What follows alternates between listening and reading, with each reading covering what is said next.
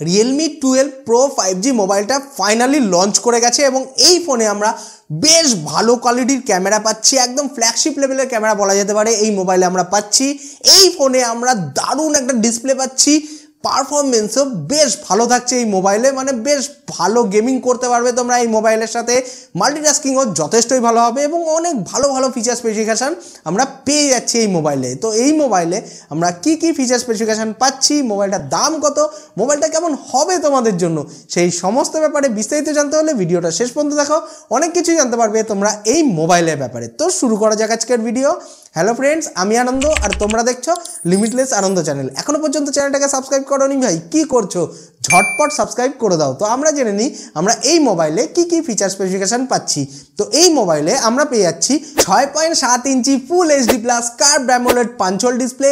মোবাইলে আমরা যে ডিসপ্লেটা পাচ্ছি তার স্ক্রিন রিফ্রেশ রেট থাকছে 120 হার্টজ এবং এতে আমরা 240 হার্টজ টাচ স্যাম্পলিং রেট পেয়ে যাচ্ছি এবং এই ডিসপ্লের পিক ব্রাইটনেস থাকছে 950 নিটস। তো বন্ধুরা, এই মোবাইলে আমরা যে ডিসপ্লেটা পাচ্ছি তার স্ক্রিন রিফ্রেশ রেট যথেষ্টই ভালো থাকছে, তার জন্য গেম খেলার সময় গেমিং এক্সপিরিয়েন্স বেশ ভালো হবে এবং এতে আমরা টাচ স্যাম্পলিং রেটটাও ঠিকঠাকই পাচ্ছি এবং এই ফোনে আমরা যে ডিসপ্লেটা পাচ্ছি তার ব্রাইটনেসটা একটু কম, মানে কড়া রোদে যখন তোমরা মোবাইলটা ব্যবহার করবে ভিজিবিলিটিতে একটু সমস্যা হতে পারে। বাকি অল ওভার এই ফোনে আমরা ডিসপ্লেটা যথেষ্টই ভালো পাচ্ছি, এটাই বলা যেতে পারে। কার্ভ ডিসপ্লে থাকার জন্য ফোনের লুকসটাও কিন্তু অনেকটাই এনহ্যান্স হয়ে যাচ্ছে, একটা প্রিমিয়াম ফিল দিচ্ছে এই মোবাইলের। এবং এই ফোনের ব্যাক প্যানেলের দিকেও যদি আসি, ফোনটা দেখতে কিন্তু বেশ সুন্দর করা হয়েছে এবং এই ফোনের ব্যাক সাইডে আমরা প্রিমিয়াম ভেগান লেদার ডিজাইন পেয়ে যাচ্ছি, যার ফলে ফোনটা দেখতে কিন্তু অনেকটাই প্রিমিয়াম লাগছে।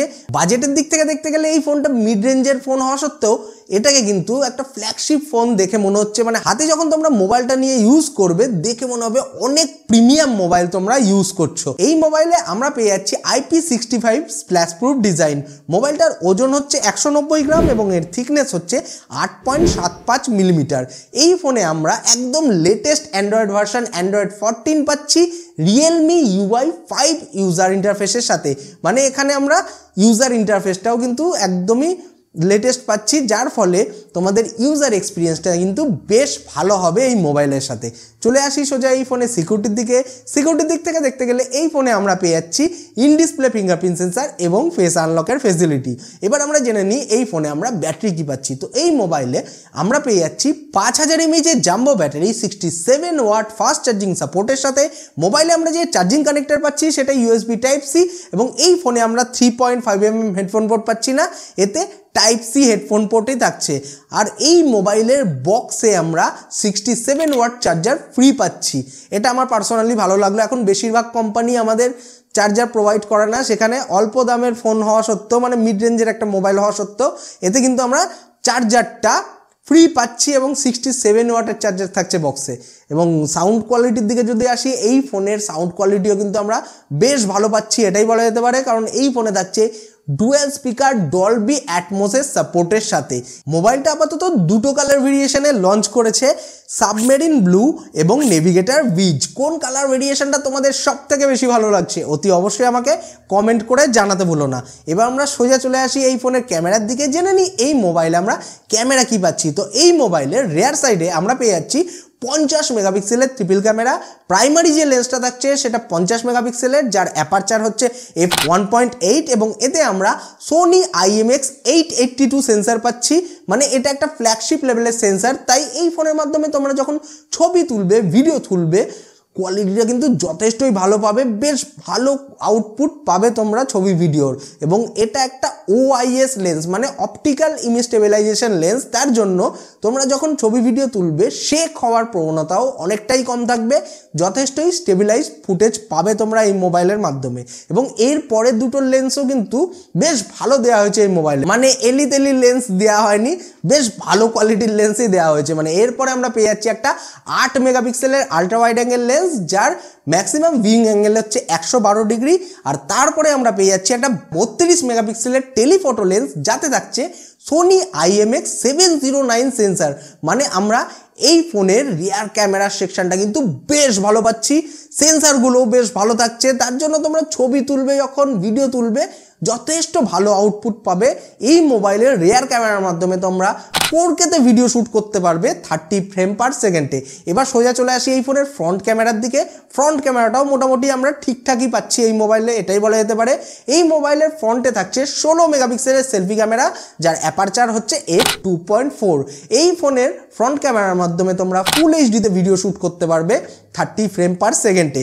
এবার আমরা সোজা চলে আসি এই ফোনের কানেক্টিভিটির দিকে। জেনে নিই এই মোবাইলে আমরা কানেক্টিভিটির কী কী ফিচার্স পাচ্ছি। তো এই মোবাইলে আমরা পেয়ে যাচ্ছি 5G, Wi-Fi 6 dual band, Bluetooth 5.2 আর ডুয়েল 4G ভোল্টি।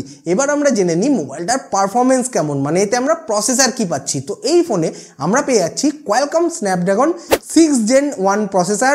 এটা একটা 4nm অক্টাকোর প্রসেসর, যার ম্যাক্সিমাম ক্লক স্পিড হচ্ছে 2.2 GHz এবং এতে আমরা অ্যাড্রিনো 710 GPU পাচ্ছি। তো এই মোবাইলের পারফরমেন্সের কথা বলতে গেলে বেশ ভালো গেম খেলতে পারবে তোমরা এই মোবাইলের মাধ্যমে। মাল্টিটাস্কিংও যথেষ্টই ভালো হবে, একদম ল্যাগ ফ্রি ভাবে তোমরা এই মোবাইলটাকে ইউজ করতে পারবে। যথেষ্ট স্মুথ পারফরমেন্স পাবে তোমরা এই মোবাইলে এবং বেশিক্ষণ গেম খেলার ফলে তোমাদের মোবাইলটা যদি বেশি গরম হয়ে যায় তো সেই গরমটাকে ঠান্ডা করার জন্য এই মোবাইলে আমরা 3D VC কুলিং সিস্টেম পেয়ে যাচ্ছি, যার ফলে মোবাইলের টেম্পারেচারটা যথেষ্টই কন্ট্রোলে থাকবে। আর এই ফোনে আমরা যেহেতু 4nm আর্কিটেকচারের একটা চিপসেট পাচ্ছি, 5000 mAh ব্যাটারি থাকছে, curve AMOLED punch whole display থাকছে, তো সব কিছুর কম্বিনেশনে ব্যাটারি ব্যাকআপটাও আমরা বেশ ভালো পাবো এই মোবাইলে। এবং মোবাইলের ব্যাটারিটা যদি খুব তাড়াতাড়ি ড্রেনও হয়ে যায়, মানে কোনো কারণে ড্রেন হবে না, অনেকক্ষণই ব্যাকআপ থাকবে, তাও যদি হয়ে যায় তাহলে তোমরা কিন্তু মোবাইলটাকে খুব তাড়াতাড়ি চার্জও করে ফেলতে পারবে। কারণ প্রথমেই বলেছি 67 ওয়াট চার্জার থাকছে এই মোবাইলে, খুব তাড়াতাড়ি কিন্তু তোমরা মোবাইলটাকে ফুল চার্জ করে ফেলতে পারবে। মোবাইলটা আপাতত দুটো স্টোরেজ এবং র্যামের ভেরিয়েন্টের সাথে লঞ্চ করেছে। এতে থাকছে 8GB RAM 128GB internal storage এবং 8GB RAM 256GB internal storage. এছাড়াও আমরা এই ফোনে আপ টু 16GB ডাইনামিক র্যামের সাপোর্ট পেয়ে যাচ্ছি। মানে এক কথায় বলতে গেলে পারফরমেন্স ওয়াইজ কিন্তু মোবাইলটা বেশ ভালো থাকছে, ক্যামেরার সেকশনও বেশ ভালো থাকছে, ডিসপ্লেটাও ভালো থাকছে। জাস্ট ব্রাইটনেসটা যদি একটু বেশি হতো তাহলে হয়তো আরও বেশি গ্রহণযোগ্য হতে পারতো মোবাইলটা। এই ফোনে যে র্যামের টেকনোলজিটা ইউজ করা হয়েছে সেটা LPDDR5 এবং এতে আমরা UFS 2.2 স্টোরেজ টাইপ পেয়ে যাচ্ছি। আমরা তো সব কিছু জেনে নিলাম ফোনটার ব্যাপারে, এবার জেনে নিই ফোনটার দাম কত। তো এই ফোনের 8GB RAM 128GB internal storage ভেরিয়েন্টের ভারতের বাজারে অফিসিয়াল বাজার মূল্য হচ্ছে মাত্র 23,999 ভারতীয় টাকার মতো, যেটা বাংলাদেশি টাকায় কনভার্ট করলে মোটামুটি মোবাইলটার দাম এসে দাঁড়াচ্ছে ওই 28 থেকে 29,000 বাংলাদেশি টাকার কাছাকাছি। এবং এই ফোনের 8GB RAM 256GB internal storage ভেরিয়েন্টের ভারতের বাজারে অফিসিয়াল বাজার মূল্য হচ্ছে 26,999 ভারতীয় টাকার মতো, যেটা বাংলাদেশি টাকায় কনভার্ট করলে মোটামুটি মোবাইলটার দাম এসে দাঁড়াচ্ছে 32 থেকে 33,000 বাংলাদেশি টাকার কাছাকাছি। তো ফোনটার ব্যাপারে তোমাদের কি ধারণা, তোমাদের কি মতামত, অতি অবশ্যই কিন্তু আমাকে কমেন্ট করে জানাতে ভুলো না। ভিডিওটা ভালো লেগে থাকলে ভিডিওটাকে লাইক করো, নিজের বন্ধুদের সঙ্গে শেয়ার করো। পরবর্তী ভিডিওতে আবার দেখা হবে। বাই, সবাই ভালো থাকবে, সুস্থ থাকবে।